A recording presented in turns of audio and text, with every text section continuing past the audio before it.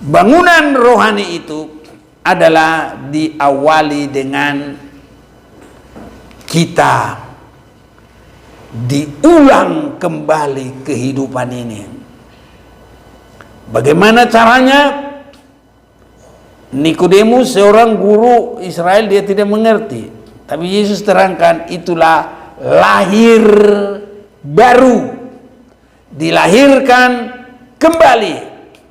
Itu adalah dengan adanya penyerahan, sesudah sadar akan kehidupan lama, mau menerima kemurahan Yesus, berserah diri untuk dibangun dan dibentuk, menyesali hidup lama. Nah ini, jadi semua yang lama itu ditanggal dan sudah bagaikan yang baru. Dia disebut lahir kembali. Dari situlah dia berkembang. Dan perkembangan itu adalah dengan firman. Jadi firman ini ada juga dua bagian. Yang hanya memberitakan anugerah. Ini saudaraku, itu kemurahan. Tapi satu bagian lagi adalah berita pembentukan. Nah, inilah tadi. Jadi satu adalah berita anugerah yang bukan pekerjaan manusia. Tapi yang kedua adalah pembentukan.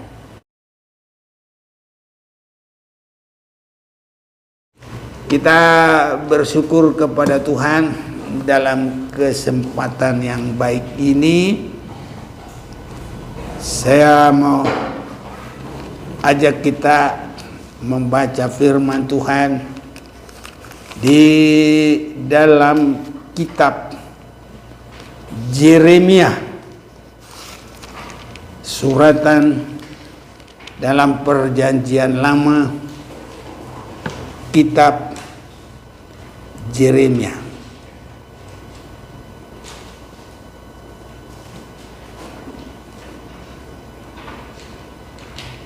Yeremia pasal 18. Saya mau ngajak kita baca bergantian ayat yang pertama sampai dengan yang ke-12. Saya baca ayat pertama biar saudara-saudara menyambung secara bersamaan ayat yang kedua. Pelajaran dari pekerjaan tukang periuk. Firman yang datang dari Tuhan kepada Yeremia bunyinya, pergilah dengan segera ke rumah tukang periuk. Di sana aku akan mendengarkan perkataan-perkataanku kepadamu. Lalu pergilah aku ke rumah tukang periuk, dan kebetulan ia sedang bekerja dengan pelarikan. Apabila benang yang sedang dibuatnya dari tanah liat di tangannya itu rusak, maka tukang periuk itu mengerjakannya kembali menjadi jalan lain menurut apa yang baik pada pemandangannya. Kemudian datanglah firman Tuhan kepadaku bunyinya, Masakan aku tidak dapat bertindak pada kamu seperti tukang periuk ini, hai kaum Israel. Demikianlah firman Tuhan. Sungguh seperti tanah liat di tangan tukang periuk, demikianlah kau di tanganku, hai kaum Israel. ada kalanya aku berkata tentang satu bangsa dan tentang satu kerajaan bahwa aku akan mencabut, merobohkan dan membinasakannya. Tetapi apabila bangsa yang terhadap siapa aku berkata demikian telah bertobat dari kejahatannya, maka menyesallah aku bahwa aku hendak menjatuhkan malapetaka yang kurancangkan itu terhadap mereka.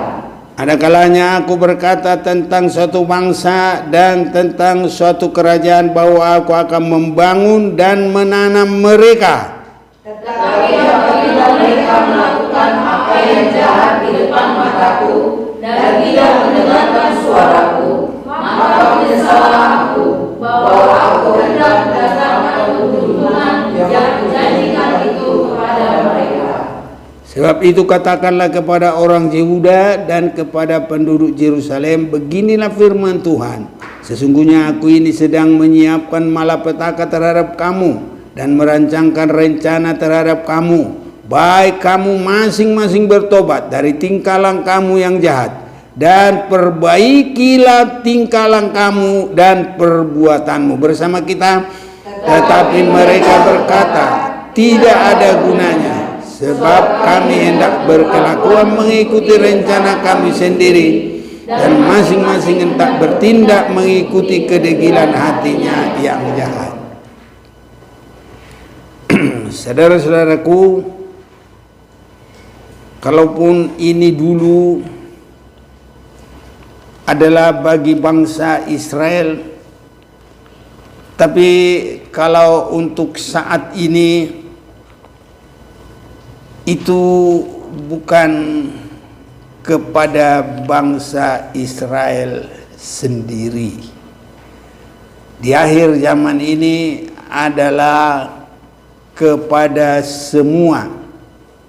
Sebab sesudah Yesus mati dan bangkit, waktu dia hendak naik, dia berkata, beritakanlah firman ini ke seluruh bangsa di seluruh bumi. Jadi untuk saat sekarang pembentukan bukan hanya bagi orang Israel, tapi bagi yang mendengar firman ini, termasuk kita semua yang mendengar, kita semuanya. Dan kalau kita perhatikan, Yesus ataupun Tuhan Allah dengan jelas sekali membawa Yeremia tepat di rumah seorang pembuat periuk, tukang periuk yang sedang membentuk. Saya memperhatikan ini, Tuhan ingin bagi manusia di akhir zaman, bahkan bagi setiap rencana Allah di dalam hidup manusia, manusia harus tahu bagaimana dengan jelas Allah ingin membentuk kita, membentuk semua manusia kepada rencananya. Sehingga jelas sekali Tuhan berfirman tidak di sembarang tempat, tapi disuruh dulu ke tempat orang pembuat periuk. Sesudah sampai di situ, tepat di situ dia sedang mengadakan pekerjaan pembuatan periuk itu, disebut pelarikan. Dan baru saat itulah Tuhan memberikan firman-Nya. Pertama, periuk itu dibangun, tapi belum bagus, rusak, bisa diperbarui, bisa dibangun ulang sampai dengan baik. Itulah rencana Tuhan. Dan saudara-saudaraku, kita juga adalah disebut bangunan dari Allah. 1 Korintus pasal 3 ayat 9, karena kami adalah kawan sekerja Allah, kamu adalah ladang Allah, bangunan Allah. Jadi ini bukan lagi hanya kepada satu bangsa, satu suku, tapi ini sudah bagi semua. Sebab sesudah Yesus mati dan bangkit, dia sebelum naik ke surga sudah berkata, beritakan firman ini ke seluruh bangsa, ke seluruh bumi. Jadi kita bersyukur, saudara-saudaraku, kita ladang Allah, kita bangunan Allah. Itu sebabnya kalau ada kesempatan, kita semua harus memperhatikan bahwa pekerjaan Allah itu harus selalu nyata dalam hidup kita. Jangan berhenti sampai Tuhan Yesus datang. Kita harus terus dalam ladang dan bangunan Allah.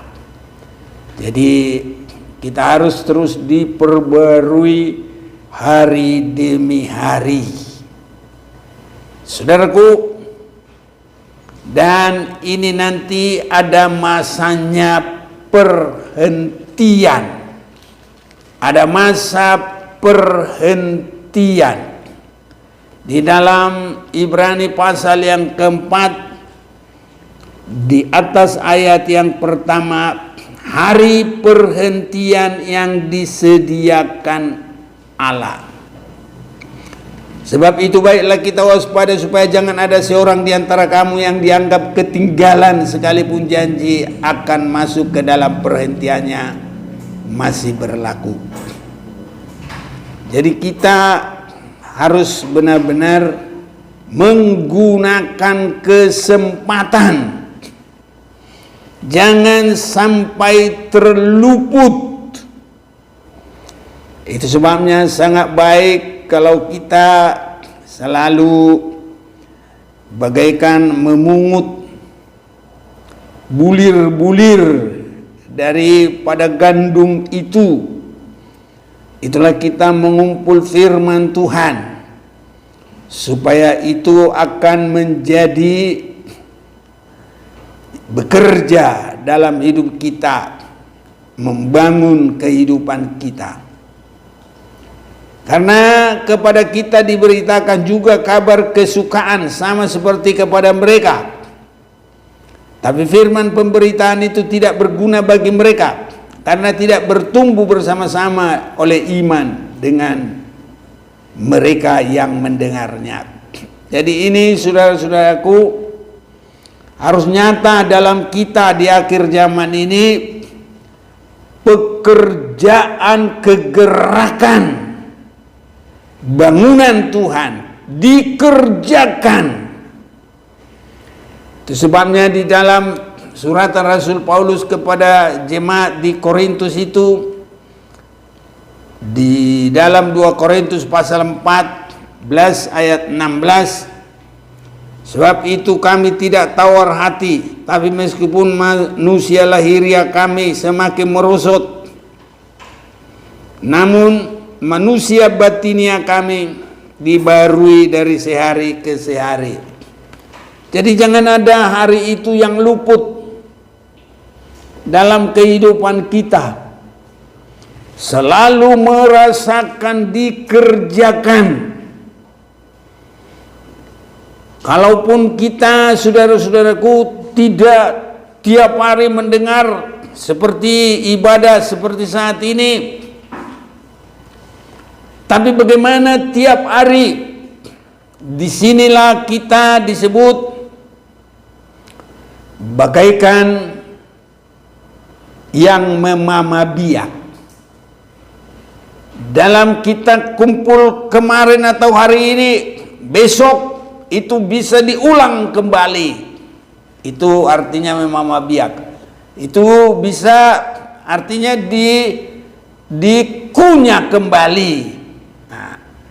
Sampai benar-benar mengerti, dan itu artinya memama biak sampai sari-sarinya itu bisa terambil semuanya. Karena kalau kita mendengarkan firman sekali belum tentu langsung mengerti, tapi kalau berulang dalam hidup kita, yaitu selalu direnung-renungkan. Kalau bahasa Batak dipahusor-husor di bagasan rohana. Jadi kita selalu direnungkan. Nanti dengan itu Tuhan lebih berbicara lagi. Dan ini sangat dikehendaki Tuhan bagi kehidupan kita. Kegiatan itu biar selalu ada pada kita. Sebab kita yang beriman akan masuk ke tempat perhentian yang Ia katakan. Ini Ibrani 4 tadi ayat 3. Sehingga aku bersumpah dalam murkaku, mereka takkan masuk ke tempat perhentianku, sekalipun pekerjaannya sudah selesai sejak dunia dijadikan. Sebab tentang hari ketujuh pernah dikatakan di dalam satu nas, dan Allah berhenti pada hari ketujuh dari segala pekerjaannya. Dan dalam nas itu kita baca mereka takkan masuk ke tempat perhentianku. Jadi sudah jelas bahwa ada sejumlah orang akan masuk ke tempat perhentian itu, sedang mereka yang kepadanya lebih dahulu diberitakan kabar kesukaan itu tidak masuk karena ketidaktaatan mereka. Sebab itu Ia menetapkan pula satu hari, yaitu hari ini, ketika Ia setelah sekian lama berfirman dengan perantaraan Daud seperti Dia katakan di atas. Pada hari ini jika kamu mendengar suaranya, jangan keraskan hatimu. Sebab andai kata Joshua telah membawa mereka masuk ke tempat perhentian, pasti Allah tidak akan berkata-kata kemudian tentang suatu hari lain. Jadi masih tersedia suatu hari perhentian, hari ketujuh bagi umat Allah. Jadi bukan hari ketujuh dari penciptaan langit bumi, baru Dia menciptakan terang, baru pemisah, biji-bijian, benda-benda penerang, binatang yang berkeriapan di laut, dan selanjutnya manusia. Baru berhenti hari ketujuh. Itu adalah sebagai awal yang nanti akan ada hal yang rohani. Hari ketujuh, kalau bagaikan satu hari bagi Tuhan, 1000 tahun bagi manusia, jadi ada nanti 1000 tahun, itu 1000 tahun damai, di mana tidak ada lagi yang dikerjakan dalam hidup manusia di situ, dalam arti penciptaan jasmani dan rohani, nggak ada lagi. Jadi itu adalah sesudah Yesus datang, gereja sudah mengalami dulu yang tersingkir 3,5 tahun dipelihara, dan di dunia antikris berkuasa 3,5 tahun, dan sesudah itu selesai maka akan masuk dalam pesta nikah anak domba Allah. Habis itu turun, itu kerajaan 1000 tahun. Itu adalah bagai hari perhentian, tidak ada dosa lagi. Jadi tidak ada lagi penyucian hidup, tidak ada lagi pembentukan pembaharuan. Sudah selesai.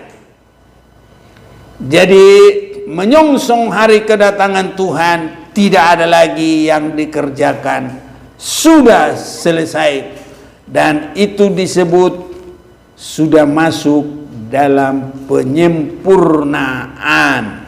1 Tesalonika pasal 5, saya mau mengajak kita membaca ini. 1 Tesalonika pasal 5 ayat 23. Semoga Allah damai sejahtera menguduskan kamu seluruhnya, dan semoga roh, jiwa, dan tubuhmu terpelihara sempurna dengan tidak bercacat pada kedatangan Yesus Kristus Tuhan kita. Jadi batas waktunya itu mengerjakan. Yesus datang pada kali yang kedua, Tidak ada lagi mengadakan penyucian dosa, tapi hanya menentukan mana yang domba, mana yang kambing, mana yang dewasa, mana yang belum, mana 5 anak darah yang pintar, mana yang bodoh. Jadi tinggal pemisah. Ini saudaraku. Itu sebabnya saat ini kita sedang masih belum masuk kepada kerajaan 1000 tahun.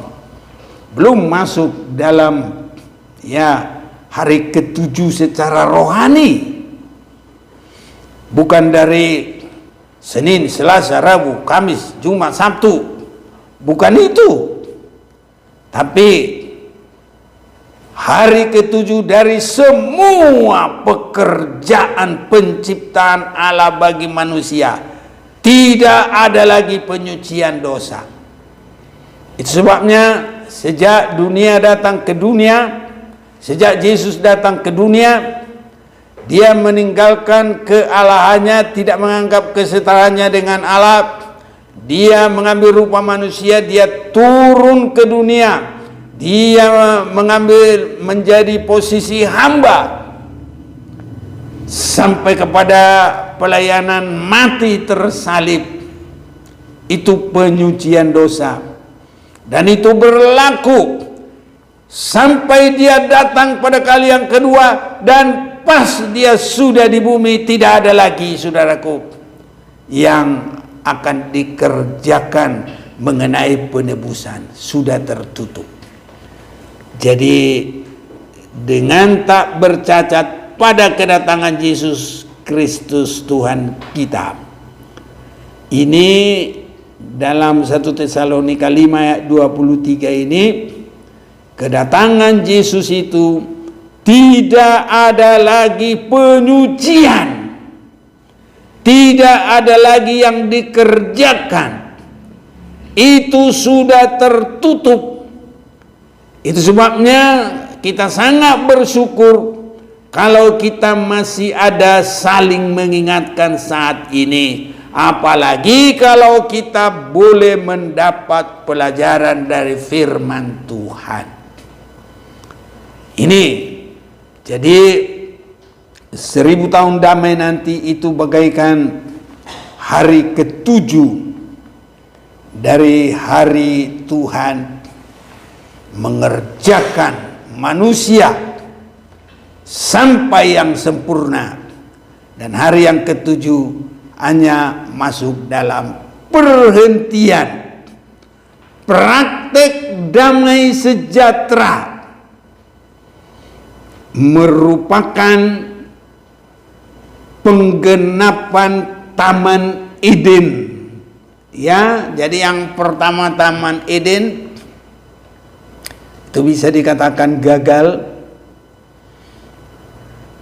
Adam dan Hawa harus keluar dari sana, terbuang karena berdosa. Tapi hari ke-7 perhentian Allah itu bagaikan Taman Eden, di mana semua pemeliharaan Allah ada dalam kerajaan 1000 tahun. Dan itu masih di bumi. Gantinya Eden yang pertama. Baru sesudah itu nanti iblis dilepaskan.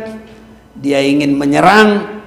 Mereka dicegat oleh api yang Tuhan sudah turunkan. Maka umat-umat Tuhan bersama Yesus Kristus naik ke Yerusalem baru. Itulah akhir dari semuanya. Itu sebabnya saudara-saudaraku, kita saat sekarang harus masuk dalam pekerjaan Tuhan, bangunan rohani sampai disempurnakan.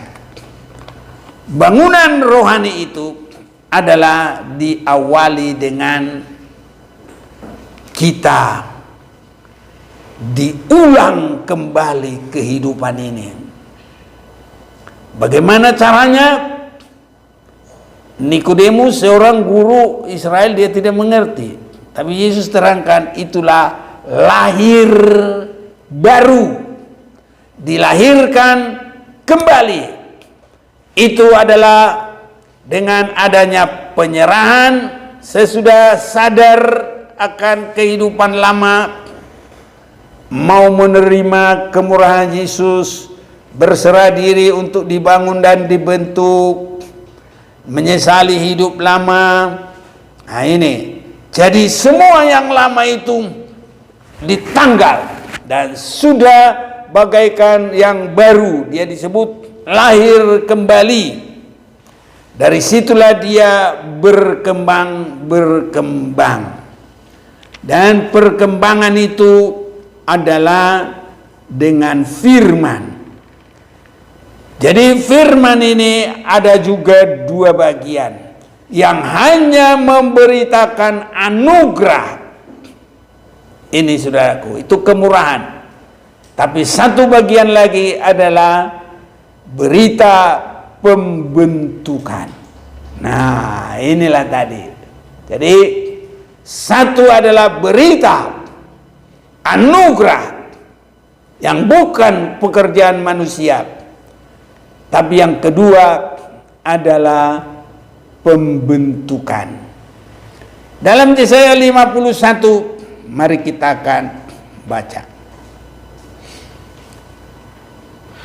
Perhatikanlah suaraku. Ini ayat 4. Yesaya 51 ya, ayat 4. Perhatikanlah suaraku, hai bangsa-bangsa, dan pasanglah telinga kepadaku, hai suku-suku bangsa.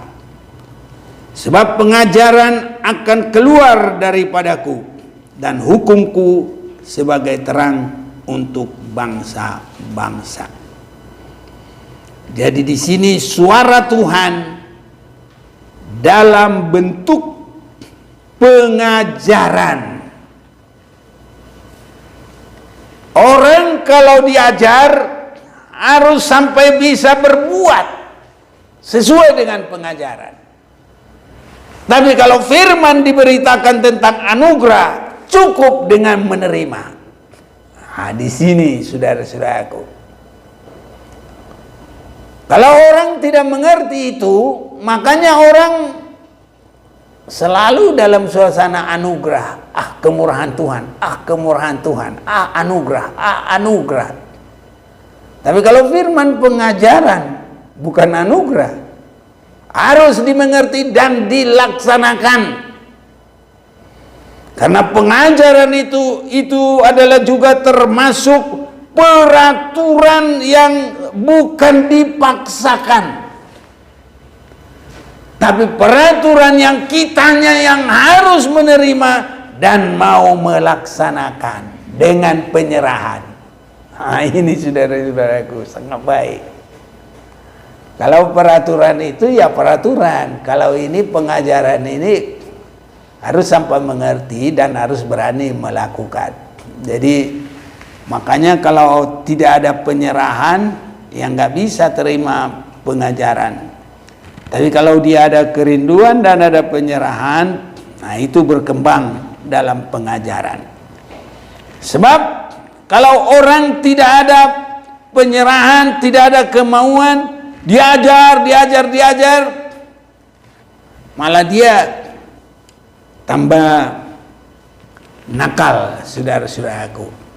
Makanya tadi di dalam Yeremia itu kita lihat, saya mau ulang Yeremia itu pasal 18 itu ayat 12, Yeremia 18 ayat 12. Tetapi mereka berkata tidak ada gunanya, sebab kami hendak berkelakuan mengikuti rencana kami sendiri, dan masing-masing hendak bertindak mengikuti kedegilan hatinya yang jahat.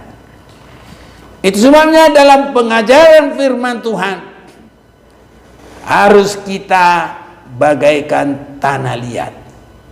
Tidak ada bentuk penolakan. Kalau ada bentuk penolakan, itu malah keras. Itu sebabnya harus jelas bersama kita mau baca dulu ini. Yeremia 18 ayat 12. 1, 2, 3. Tetapi mereka berkata, tidak ada gunanya, sebab kami hendak berkelakuan mengikuti rencana kami sendiri, dan masing-masing hendak bertindak mengikuti kedegilan hatinya yang jahat. Jadi saudara-saudaraku, kepada pengajaran kita harus bagaikan tanah liat, tidak keras. Tapi kepada firman Tuhan itu ada lemah lembut. Ini juga ditulis dalam kitab Yakobus pasal yang pertama, adalah tabiat yang mendapat anugerah dan berkat. Dalam Yakobus pasal yang pertama ayat 21, sebab itu buanglah segala sesuatu yang kotor dan kejahatan yang begitu banyak itu, dan terimalah dengan lemah lembut firman yang tertanam di dalam hatimu, yang berkuasa menyelamatkan jiwamu. Saudara-saudaraku, tanah liat itulah lemah lembut untuk diciptakan. Dalam pelarikan itu, sedikit ada batu kecil saja rusak. Sedikit ada kekerasan itu, batu itu, hati keras, rusak. Itu sebabnya semoga kita diberkati Tuhan dengan hati yang lemah lembut. Hati yang keras harus semakin terbuang. Kalau itu ada, gak bisa dibentuk. Kadang-kadang, saudara-saudara, saya juga dulu bisa mengalami orang gampang sekali sombong. Orang sekolah Alkitab belum ada pengalaman dalam hidup, baru dengar, belum ada praktek sama sekali. Tapi pikirnya dia udah paling hebat, sombongnya bukan main. Nah, itu sebabnya kalau begitu itu nggak bisa taat dalam penggembalaan. Padahal dia baru dengar, dia harus masih dilatih untuk mematikan akunya supaya jangan keras. Dia baru dengar, tapi kekerasan masih penuh dalam dia. Nah, di situ banyak gagal, saudara-saudaraku. Jadi apapun cara hati manusia, makanya Tuhan berbicara nggak di tempat lain, harus masuk dulu tempat pelarikan. Jadi pekerjaan pertama adalah melembutkan tanah. Hanya tanah yang lembut yang bisa dibentuk. Kalau masih keras nggak bisa. Nah, banyak yang membuat hati manusia ini keras. Cara berpikirnya itu. Jadi kalau mau dibentuk oleh Tuhan, apapun yang terjadi harus menjadi tanah liat yang lembut. Itu sebabnya harus sampai menerima dengan lembut firman yang tertanam di dalam hati, yang berkuasa menyelamatkan jiwa. Jadi pengajaran itu bukan kabar tentang anugerah, tapi kabar tentang anugerah itu namanya penginjilan, pemberitaan Injil, kemurahan di dalam Yesus sebagai Allah, sebagai manusia, sebagai raja, sebagai hamba. Itu sifat Yesus untuk menjadi juru selamat. Tapi sementara sudah menerima Injil kemurahan, harus masuk dalam pembentukan. Itulah pengajaran. Dan di dalam pengajaran ini bagaimana dia nanti dalam penerimaannya, dalam pembentukan. Ada kadang-kadang satu hari lewat, tapi dalam 2 Korintus 4 ayat 16 harus tiap hari dibaharui dan dibaharui. Dari kehidupan domba-domba dituntun sampai kepada akhir itu kedewasaan rohani gereja. Dalam Matius pasal 25 ayat yang ke-6, lihat anak domba Allah, maka 10 anak darah itu mereka semua bersiap-siap.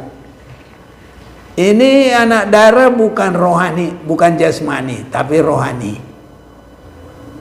Kalau ada yang menggambarkan ada di surga perempuan-perempuan, wah, itu dibuat menjadi seperti di dunia, saudaraku. 10 anak darah itu menggambarkan kerohanian yang dewasa. Itu bukan jasmani. Di surga tidak boleh jasmani. Daging dan darah tidak ada di sana. Terlalu kotor itu, saudaraku, kalau daging dan darah ada ke sana. Jadi di surga itu hanya hal yang rohani.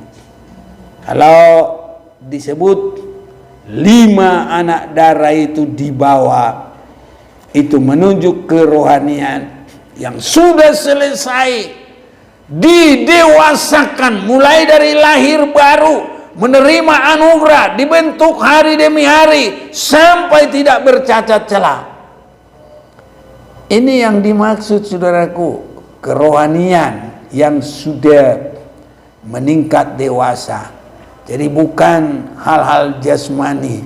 Nanti seolah-olah di surga itu ada lagi hubungan suami istri. Enggak ada. Ada, saudara-saudaraku. Itu hanya ada di dunia. Itu pun hanya untuk perkembangan. Penuhilah bumi ini supaya nanti dari itu mana yang terus diproses secara rohani itu nanti akan berkenan dibawa dalam kedewasaan rohani tidak bercacat celah masuk dalam kerajaan penutup. Jadi Eden permulaan 2 manusia, nanti di kerajaan 1000 tahun adalah manusia rohani permulaan untuk masuk ke Yerusalem baru.